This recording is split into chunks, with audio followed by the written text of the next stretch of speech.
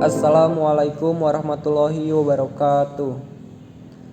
Yang kami hormati Ibu Dr. Kinkin Y. Subarsape CICS CPR selaku dosen pengampu mata kuliah umum kewarganegaraan serta semua teman-teman seperjuangan yang kami banggakan.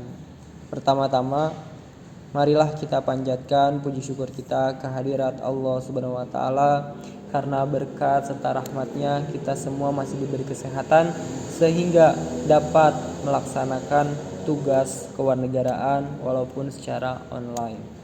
Sholawat serta salam tidak lupa kita curah limpahkan kepada junjungan Nabi besar Muhammad SAW, kepada keluarganya, kepada para sahabatnya, dan kepada kita semua selaku umat penerusnya. Perkenalkan, kami dari kelompok 4 yang beranggotakan saya Ropik bersama rekan-rekan saya yaitu Halo, saya Arfian Sasidi. Saya Haikal Mubarok. Saya Imanda Safira. Saya Rizky Amaludin. Di sini kami akan mempresentasikan hasil diskusi kami mengenai hak dan kewajiban warga negara Indonesia. Langsung saja kita mulai dengan uraian materi yang pertama, yaitu tentang apa sih warga negara Indonesia yang akan dijelaskan oleh saudara Ardiansah Sidik. Kepada saudara saya persilahkan. Negara Indonesia. Seorang warga negara Indonesia atau yang sering kita sebut WNI adalah orang yang diakui oleh undang-undang sebagai warga negara Republik Indonesia. Kewarganegaraan Republik Indonesia diatur dalam Undang-Undang Nomor 12 Tahun 2006 tentang Kewarganegaraan Republik Indonesia. Menurut undang-undang ini, orang yang menjadi warga negara Indonesia atau WNI adalah 1. Setiap orang yang sebelum berlakunya undang-undang tersebut telah menjadi WNI. 2. Anak yang lahir dari perkawinan yang sah dari ayah dan ibu seorang WNI. 3. Anak yang lahir dari perkawinan yang sah dari seorang ayah WNI dan ibu warga negara asing atau WNA ataupun sebaliknya. 4. Anak yang lahir dari perkawinan yang sah dari seorang ibu WNI dan ayah yang tidak memiliki kewarganegaraan atau hukum negara asal sang ayah tidak memberikan kewarganegaraan kepada anak tersebut. 5. Anak yang lahir dari tenggang waktu 300 hari setelah ayahnya meninggal dunia dari perkawinan yang sah dan ayahnya itu seorang WNI. 6. Anak yang lahir di luar perkawinan yang sah dari ibu WNI. 7. Anak yang lahir di luar perkawinan yang sah dari ibu WNA yang diakui oleh seorang ayah WNI sebagai anaknya dan pengakuan itu dilakukan sebelum anak tersebut berusia 18 tahun atau belum kawin. 8. Anak yang lahir di wilayah negara Republik Indonesia yang pada waktu lahir tidak jelas status kewarganegaraan ayah dan ibunya. 9. Anak yang baru lahir yang ditemukan di wilayah negara Republik Indonesia selama ayah dan ibunya tidak diketahui. 10. Anak yang lahir di wilayah negara Republik Indonesia apabila ayah dan ibunya tidak memiliki kewarganegaraan atau tidak diketahui keberadaannya. 11. Anak yang dilahirkan di luar wilayah Republik Indonesia dari ayah dan ibu WNI yang karena ketentuan dari negara tempat anak tersebut dilahirkan memberikan kewarganegaraan kepada anak yang bersangkutan. 12. Anak dari seorang ayah atau ibu yang telah dikabulkan permohonan kewarganegaraannya, kemudian ayah atau ibunya meninggal dunia sebelum mengucapkan sumpah dan menyatakan janji setia. Selain itu, diakui pula sebagai WNI bagi 1. Anak WNI yang lahir di luar perkawinan yang sah, belum berusia 18 tahun dan belum kawin, diakui secara sah oleh ayahnya yang berkewarganegaraan asing. 2. Anak WNI yang belum berusia 5 tahun yang diangkat secara sah sebagai anak oleh WNA berdasarkan penetapan pengadilan. 3. Anak yang belum berusia 18 tahun atau belum kawin berada dan bertempat tinggal di wilayah RI yang ayah atau ibunya memperoleh kewarganegaraan Indonesia. 4. Anak WNA yang belum berusia 5 tahun yang diangkat anak secara sah menurut penetapan pengadilan sebagai anak seorang WNI.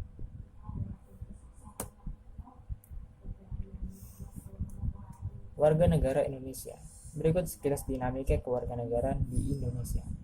1. Undang-Undang Nomor 3 Tahun 1946. 2. Hasil persetujuan Konferensi Meja Bundar. 3. Undang-Undang Nomor 62 Tahun 1958. 4. Undang-Undang Nomor 3 Tahun 1976. 5. Undang-Undang Nomor 12 Tahun 2006. Untuk materi selanjutnya akan dibawakan oleh saudara saya. Waktu dan tempat dipersilakan. Baik, di sini saya akan menjelaskan asas-asas kewarganegaraan. Asas-asas kewarganegaraan dibagi menjadi dua, yaitu asas kewarganegaraan umum dan asas kewarganegaraan khusus. Yang pertama yang kita akan bahas adalah asas kewarganegaraan umum. Asas kewarganegaraan umum terdiri dari yang pertama adalah asas kelahiran atau ius soli. Berasal dari bahasa Latin yang artinya ius adalah hukum atau pedoman, dan soli berasal dari kata solum yang berarti negeri, tanah, atau daerah. Jadi ius soli adalah asas yang menentukan kewarganegaraan seseorang berdasarkan tempat atau daerah kelahirannya. Yang kedua ada asas keturunan. Ius sanguinis berasal dari bahasa Latin yang artinya hukum, dan sanguinis berasal dari kata sanguinis yang artinya darah atau keturunan. Jadi, ius sanguinis adalah asas yang menentukan kewarganegaraan seseorang berdasarkan keturunan atau darah dari yang bersangkutan. Yang ketiga ada asas kewarganegaraan tunggal. Asas ini adalah asas yang menentukan satu kewarganegaraan bagi setiap orang. Setiap orang tidak dapat menjadi warga negara ganda atau warga negara lebih dari. Selanjutnya kita akan membahas asas kewarganegaraan khusus. Asas kewarganegaraan khusus terdiri dari yang pertama. Yang pertama adalah asas kepentingan nasional. Asas kepentingan nasional ini adalah bahwa peraturan kewarganegaraan mengutamakan kepentingan nasional Indonesia yang bertekad mempertahankan kedaulatannya sebagai negara kesatuan yang mempunyai tujuan dan cita-citanya sendiri. Yang kedua ada asas perlindungan maksimum. Asas ini yang menentukan bahwa pemerintah wajib memberikan perlindungan kepada setiap warga negara Indonesia dalam keadaan apapun, baik di dalam maupun di luar negeri. Yang ketiga ada asas persamaan di dalam hukum dan pemerintah. Asas ini yang menentukan bahwa setiap warga negara Indonesia mendapatkan perlakuan yang sama dalam hukum dan pemerintahan. Yang keempat ada asas kebenaran substantif. Adalah asas di mana prosedur kewarganegaraan seseorang tidak hanya bersifat administratif, namun juga bersifat substantif dan syarat-syarat permohonan yang dapat dipertanggungjawabkan kebenarannya. Yang kelima ada asas non-diskriminatif. Adalah asas yang tidak membedakan perlakuan dalam segala hal ikhwal yang berhubungan dengan warga negara atas dasar ras, suku, golongan, agama, jenis kelamin, serta harus menjamin, melindungi, dan memuliakan HAM pada umumnya dan hak negara pada khususnya. Yang keenam, ada asas pengakuan dan penghormatan terhadap HAM. Adalah asas dalam segala hal ikhwal yang berhubungan dengan warga negara harus menjamin, melindungi, dan memuliakan HAM pada umumnya, serta hak warga negara pada khususnya. Yang ketujuh ada asas keterbukaan. Asas ini adalah asas yang menentukan bahwa segala hal ikhwal yang berhubungan dengan warga negara harus dilakukan secara terbuka. Yang terakhir adalah asas publisitas. Adalah asas yang menentukan bahwa seseorang yang kehilangan kewarganegaraan Republik Indonesia akan diumumkan dalam Berita Negara Republik Indonesia agar masyarakat mengetahuinya. Kemudian, materi selanjutnya adalah pewarganegaraan yang akan dijelaskan oleh Rizky Amaludin. Pewarganegaraan atau naturalisasi adalah status kewarganegaraan yang diperoleh atas hak opsi, yaitu untuk memilih dan mengajukan kehendak menjadi warga negara dari suatu negara. Hak kewarganegaraan ini disebut juga kewarganegaraan aktif. Sementara, seseorang dapat menggunakan hak repudiasi, yaitu hak untuk menolak pemberian kewarganegaraan dari suatu negara. Menurut Undang-Undang RI Nomor 12 Tahun 2006, ada syarat-syarat untuk menjadi warga negara Indonesia, di antaranya 1. Telah berusia 18 tahun atau sudah kawin. 2. Pada waktu mengajukan permohonan kewarganegaraan, telah tinggal di Indonesia paling singkat 5 tahun berturut-turut atau paling singkat 10 tahun tidak berturut-turut. 3. Sehat jasmani dan rohani. 4. Dapat berbahasa Indonesia serta mengakui dasar Pancasila dan Undang-Undang Dasar. 5. Tidak pernah dijatuhi pidana. 6. Tidak memperoleh kewarganegaraan ganda. 7. Mempunyai pekerjaan dan penghasilan tetap. 8. Membayar uang pewarganegaraan ke kas negara. Adapun akibat dari pewarganegaraan. 1. Setiap orang yang bukan warga negara Indonesia diperlakukan sebagai orang asing. 2. Kehilangan kewarganegaraan Indonesia bagi suami atau istri yang terikat perkawinan yang sah tidak menyebabkan kehilangan status kewarganegaraan itu. 3. Anak yang belum berumur 18 tahun dan belum menikah yang mempunyai hubungan hukum dengan keluarga atau ayahnya sebelum ayah itu memperoleh kewarganegaraan Indonesia turut memperoleh kewarganegaraan Indonesia. 4.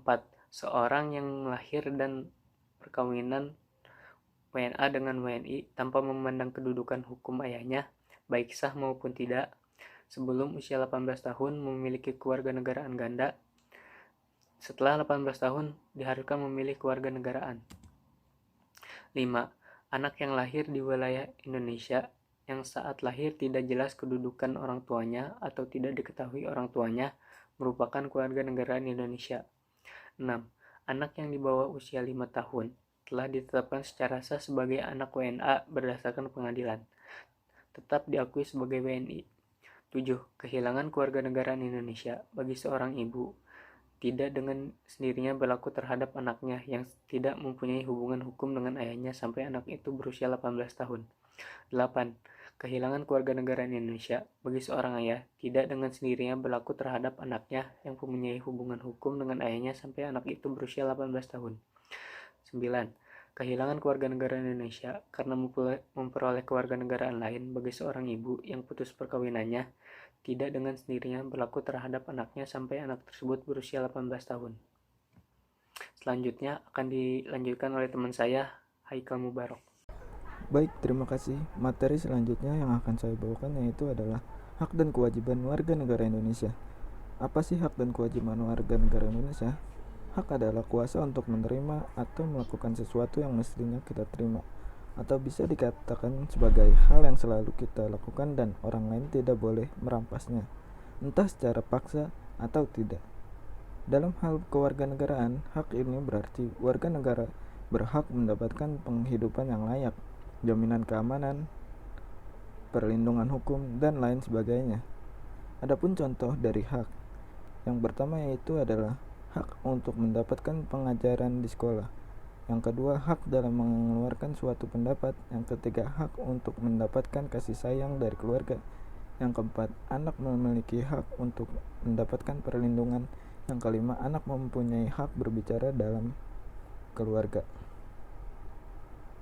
Dan kewajiban merupakan segala macam yang harus dilaksanakan oleh seseorang yang telah mendapatkan hak-haknya, dan prinsipnya adalah memaksa. Kewajiban muncul dari peraturan hukum yang telah ditetapkan oleh yang berwenang. Adapun contoh-contoh dari kewajiban, yang pertama yaitu adalah membayar biaya dalam sekolah. Yang kedua, membantu orang tua. Yang ketiga, mentaati peraturan. Yang keempat, membayar pajak. Yang kelima, siswa memiliki kewajiban yakni untuk belajar.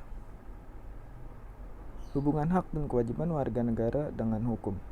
Hak dan kewajiban muncul saat terjadi hubungan antara dua orang berdasarkan perjanjian tertentu. Hak dan kewajiban diibaratkan sebagai dua sisi mata uang yang tentu saja tak terpisahkan. Artinya seseorang berhak melakukan sesuatu sesuai kehendaknya, namun tetap pada batasnya karena dibatasi oleh kewajiban. Hubungan antara hak dan kewajiban suatu hubungan timbal balik. Artinya seseorang yang telah mendapatkan haknya harus melaksanakan kewajibannya, ataupun sebaliknya seseorang yang telah melaksanakan kewajibannya harus mendapatkan haknya. Jika salah satunya tidak terlaksanakan, maka akan terjadi pelanggaran hak dan pengingkaran kewajiban. Hak warga negara Indonesia. Yang pertama ada hak atas pekerjaan dan penghidupan yang layak. Yang kedua ada hak untuk hidup dan mempertahankan kehidupan atau pasal 27 sampai dengan pasal 34 Undang-Undang Dasar 1945. Yang ketiga ada hak untuk membentuk keluarga dan melanjutkan keturunan melalui perkawinan yang sah. Pasal 28B ayat 1. Yang keempat, hak untuk kelangsungan hidup. Yang kelima, hak untuk mengembangkan diri dan melalui pemenuhan kebutuhan atau pasal 28C ayat 1. Hak untuk memajukan dirinya dalam memperjuangkan haknya secara kolektif untuk membangun masyarakat, bangsa, dan negaranya. Pasal 28C ayat 2. Yang ketujuh, hak untuk pengakuan jaminan, perlindungan, dan kepastian hukum yang adil serta perlakuan yang sama di depan hukum. Pasal 28D ayat 1. Yang kedelapan, hak untuk mempunyai hak milik pribadi, hak untuk hidup, hak untuk tidak disiksa, hak untuk kemerdekaan pikiran dan hati nurani, dan lain-lain.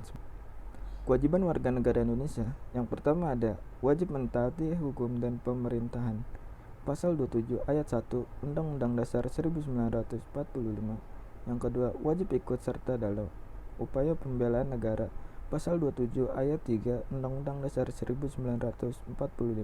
Yang ketiga ada wajib menghormati hak asasi manusia orang lain. Pasal 27J ayat 1. Yang keempat, wajib tunduk kepada pembatasan yang ditetapkan dengan Undang-Undang. Pasal 28J ayat 2. Yang kelima, ada wajib ikut serta dalam usaha mempertahankan dan keamanan negara. Pasal 30 ayat 1 Undang-Undang Dasar 1945. Selanjutnya ada contoh kasus. Jadi kelompok kami mengambil satu contoh kasus tentang diskriminasi pendidikan terhadap anak di Sumut. Menurut Direktur Eksekutif Yayasan KKSP Pusat Pendidikan dan Informasi Hak Anak, Muhammad Jailani menjelaskan bahwa tindakan diskriminasi dalam ranah pendidikan meliputi hal-hal seperti penerimaan siswa baru maupun akses untuk bersekolah. Contoh yang sangat konkret yang terjadi dalam kasus ini yaitu ketika di Kota Padang Sidempuan. Jadi, ada seorang anak yang mendaftar ke sekolah menengah kejuruan, tetapi anak tersebut ditolak dengan catatan karena kakinya cacat dan berdasarkan pada SK Wali Kota. Menurut Jailani juga, kondisi ini merupakan sebuah pelanggaran pada hak anak dalam pendidikan. Karena apa? Semestinya Undang-Undang 1945 dan Konvensi Hak Anak Persatuan Bangsa-Bangsa atau yang disebut dengan PBB dan juga Undang-Undang Sistem Pendidikan Nasional semestinya menjamin tidak adanya diskriminasi dalam pendidikan. Dalam kasus yang terjadi di Sumut ini, menurut Jailani juga diskriminasi dalam bidang pendidikan bukan hanya terjadi pada anak-anak yang cacat saja, melainkan terlebih juga terjadi pada orang-orang yang miskin yang tidak bisa mengakses pendidikan karena mahalnya biaya pendidikan. Terlebih untuk mengakses sekolah-sekolah yang mengubah statusnya menjadi rintisan sekolah berstatus internasional atau yang disebut dengan RSBI. Berdasarkan data yang ada, menunjukkan adanya pengutipan kepada orang tua dari pihak sekolah, terutama RSBI, yang nilainya sampai jutaan rupiah. Berbagai persoalan di dunia pendidikan yang terjadi selama ini, termasuk dana bantuan operasional sekolah atau yang disebut dengan dana BOS dan ujian nasional. Diharapkan menjadi sebuah bahan refleksi bagi negara, terutama ketika memperingati Hari Anak Nasional atau yang disebut dengan HAN. Apalagi Badan Khusus PBB untuk Hak Anak telah mengingatkan dan merekomendasikan pada pemerintah Indonesia untuk meningkatkan akses pendidikan pada anak tanpa diskriminasi. Tentu saja, pada kasus tersebut berkaitan dengan pasal 31 mengenai pendidikan dan pengajaran. Pada ayat 1 berbunyi, setiap warga negara berhak untuk mendapatkan pendidikan. Ayat 2 berbunyi, setiap warga negara wajib mengikuti pendidikan dasar dan pemerintah wajib membiayainya. Ayat 3 berbunyi, pemerintah mengusahakan dan menyelenggarakan suatu sistem pendidikan nasional yang meningkatkan keimanan dan ketakwaan serta akhlak mulia dalam rangka mencerdaskan kehidupan bangsa yang diatur dengan undang-undang. Dan ayat 4, negara memprioritaskan anggaran pendidikan sekurang-kurangnya 20% dari anggaran pendidikan dan belanja negara serta dari anggaran pendapatan dan belanja daerah untuk memenuhi kebutuhan penyelenggaraan pendidikan nasional.